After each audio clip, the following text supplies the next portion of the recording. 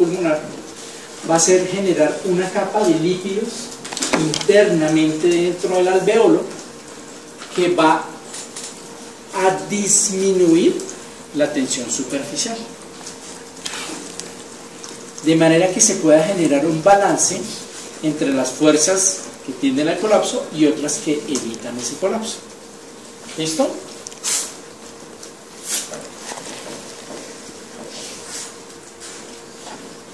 Pero además de eso, vamos a tener en cuenta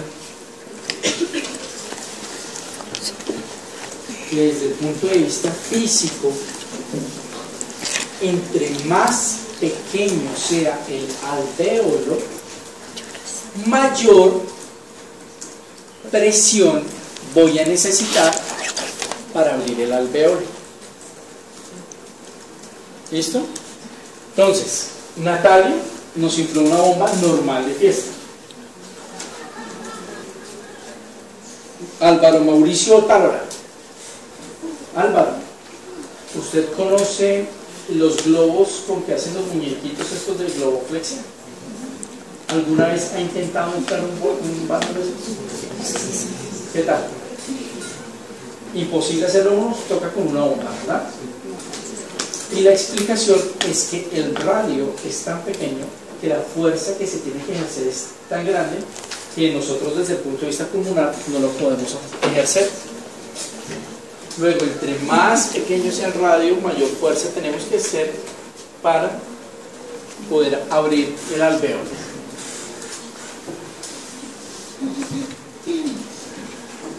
Van a ver otras características del pulmón que van a ser importantes, como la elasticidad que se ejerce con el plástico de la bomba. Y aquí Natalia se quiere sentar, pero todavía no la voy a dejar. Natalia, ¿qué pasó al principio cuando intentaste inflar la bomba?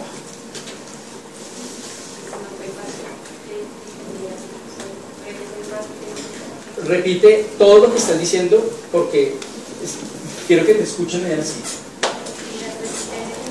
No, repite lo que acabas de decir, no cambies las palabras.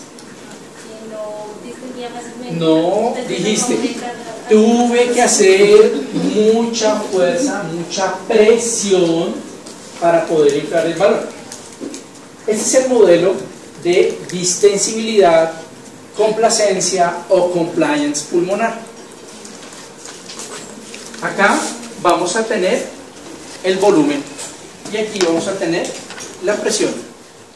Natalia inicialmente dijo: doctor, qué pena, pero es que imagínense que al principio yo hice mucha presión y la bomba no se movió. Yo animé a Natalia, le dije: Natalia, haz tu mejor esfuerzo. Y Natalia se preparó, hizo una inspiración forzada, ¿cierto? Mejoró su capacidad y su volumen pulmonar, aumentó tanto la presión que en algún momento ya se empezó a generar un cambio de volumen. Concepto de distensibilidad: los cambios de volumen con un cambio de presión. Sucede igual con el alveolo. Al principio vamos a requerir más presión, ya lo vimos desde el punto de vista físico. ¿Para qué? Para que el alveolo empiece a distenderse. Infla la bomba de nuevo, por favor.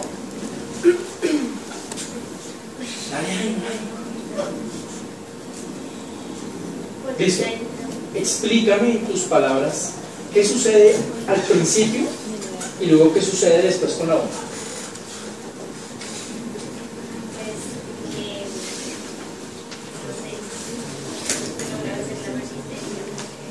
Natalia dice: al principio tengo que hacer mucha fuerza, pero llega un momento en que no tengo que hacer tanta fuerza y la bomba se infla mucho más fácil.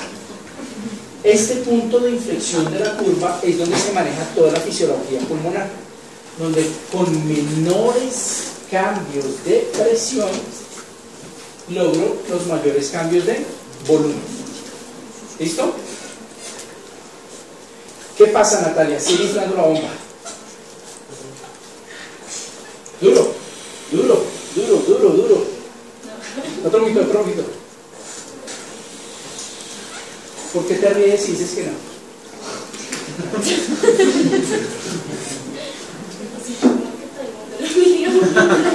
No, Natalia le da pena decir es que si lo sigo inflando se me va a estallar en la cara. ¿Por qué? Porque después la curva hace otra inflexión en donde dice ya por más presión que yo ejerza no va a haber mayor cambio de volumen. Y si ella insiste, insiste. Claro, ella es inteligente y dice yo me voy a reventar la bomba en la cara, y efectivamente eso es lo que sucede en el modelo de fugas de aire en el pulmón cuando hay un neumotórax. El alveolo se sobredistendió tanto que se estalló.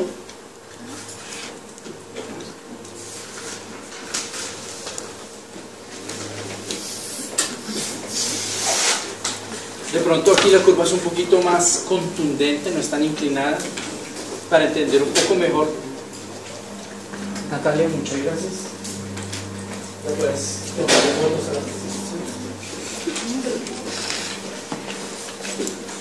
Al principio necesito mucha presión, poco cambio de volumen. Luego, con menores cambios de presión, logro mayores cambios de volumen. Y llega un momento en que, por más presión de que yo haga, ya no voy a aumentar más el volumen y lo único que voy a buscar es que nuestro alveolo se reviente.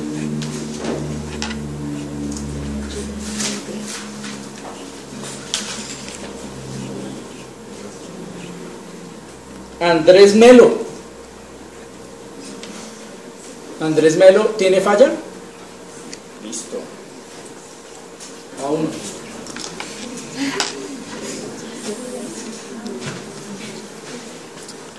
Andrea Moreno.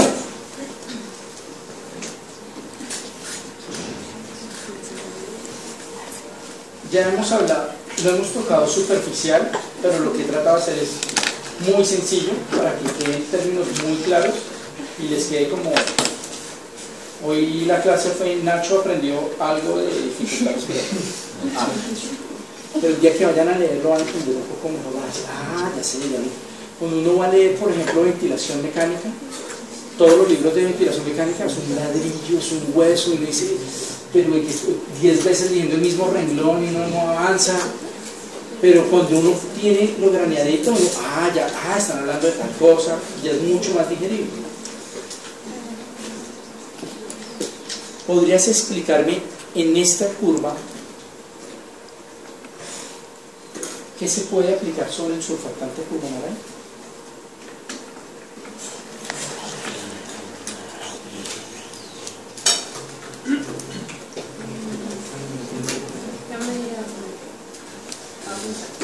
Piensa. La medida del surfactante pulmonar lo que nos permite es que no se colapse el alveolo. Entonces, a medida que se produce más, pues simplemente el alveolo no se tiene que hacer tanta presión para que mantenga su volumen y no se vaya a dilatar.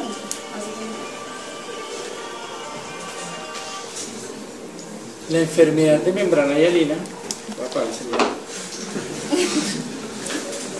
usualmente cuando uno no contesta, la gente insiste.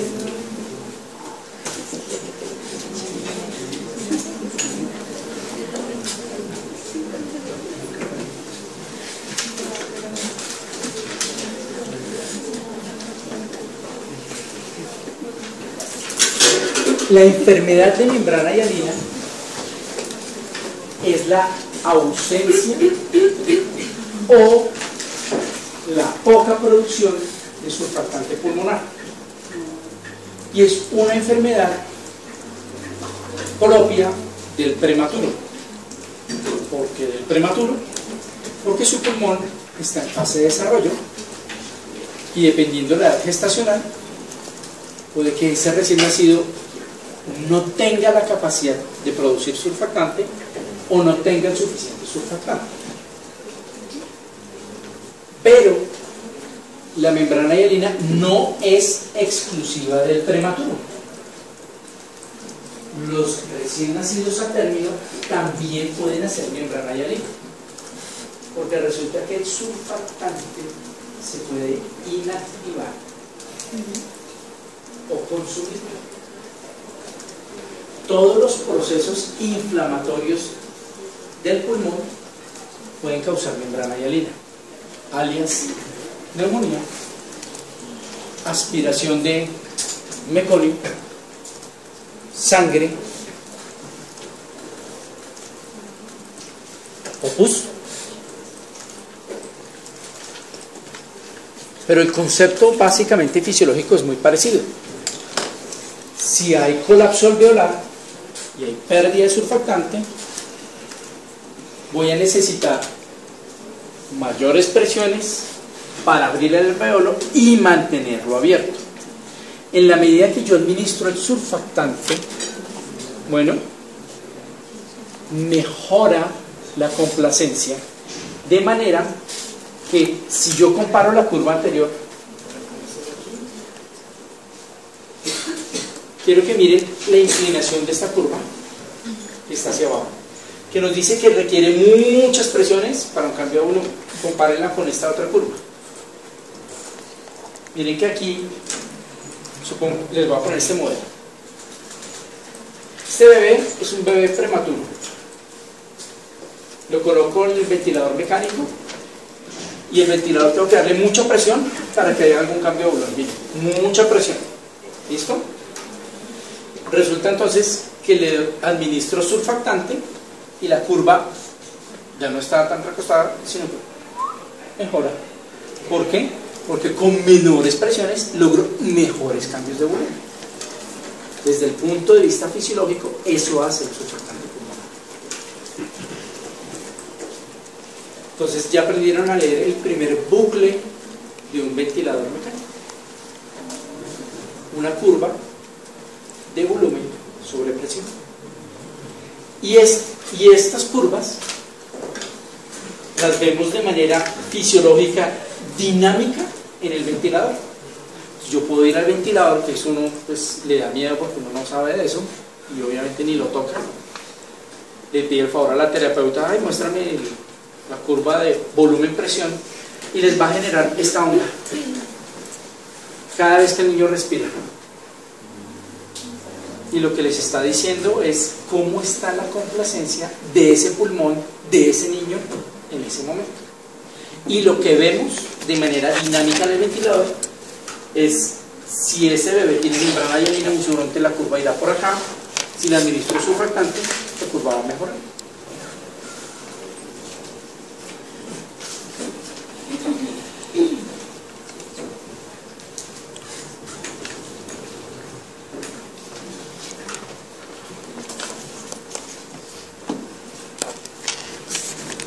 Habíamos hablado de Juan Sebastián Rincón, cuando hablamos de los términos de el volumen pulmonar y la capacidad respiratoria. ¿Cómo se llamaba el volumen de ese pulmonar que uno no puede sacar? Volumen residual. Vamos a volver a nuestro modelo de bomba. Ahora saco la mía.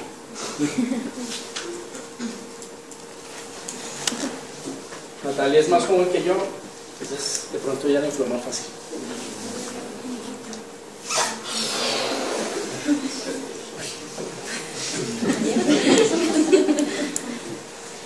Yo lo fumo.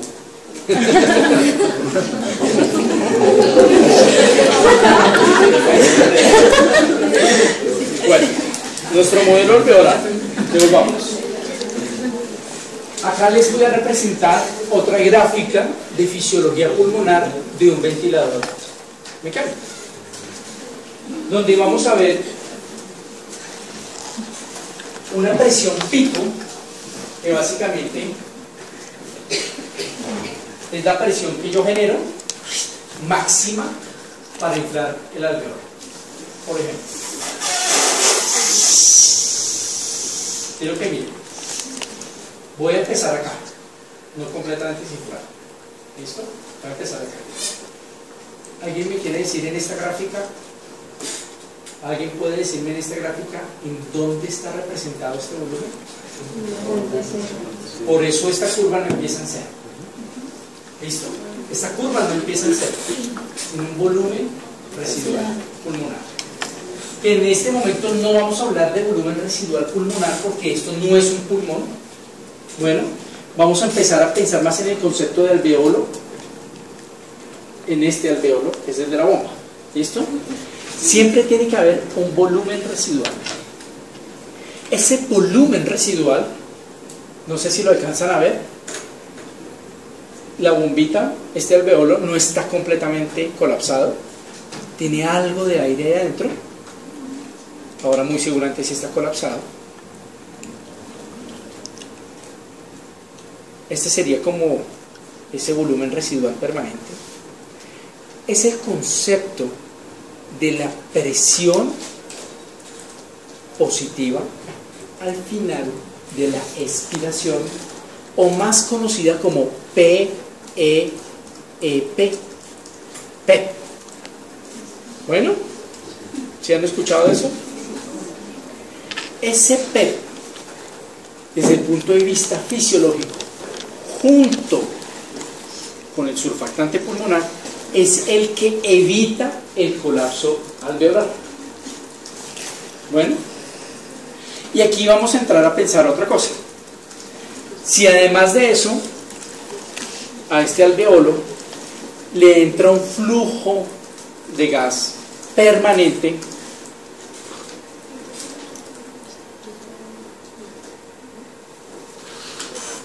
¿sí vieron que no la inflé, sino simplemente la fui soplando todo el tiempo, Vamos a empezar a hablar de un término también fisiológico que se llama CPAP, presión positiva continua en la vía aérea, que es básicamente esto.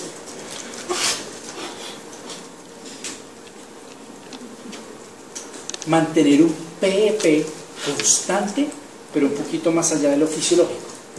El PEP fisiológico es de 4 a 5 centímetros de agua. Nunca debe haber un PEP menor de 4, porque menor de 4 hace que el alveolo se colapse. El PEP mínimo es de 4. Entonces, pero yo lo he visto en los ventiladores. Ya sé dos conceptos: presión inspiratoria pico y PEP. ¿Sí o no? Presión inspiratoria pico. Vamos a empezar con este PEP, que es con el que está dentro del alveolo, y una presión inspiratoria máxima. ¿Qué hace el ventilador o nosotros cuando respiramos? Desinflamos y volvemos a inflar. Y es lo que hacemos todos cuando respiramos. El alveolo está haciendo.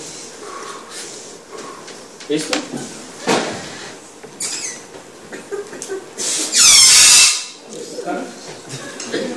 PEP, presión inspiratoria pico. ¿Claro? Además de eso, desde el punto de vista fisiológico en ventilación mecánica, hay otros conceptos. Flujo.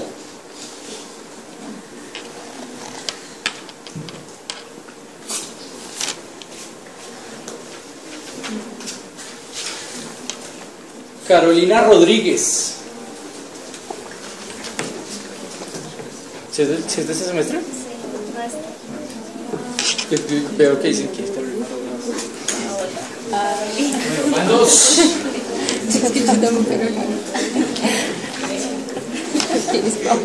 Juliana Delgado.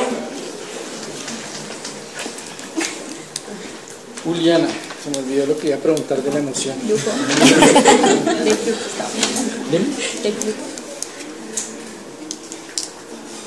¿Sabes qué es un flujo? El concepto físico de flujo.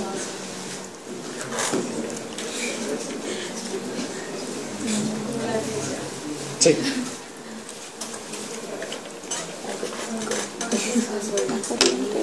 El flujo es la velocidad de un gas a través de un circuito.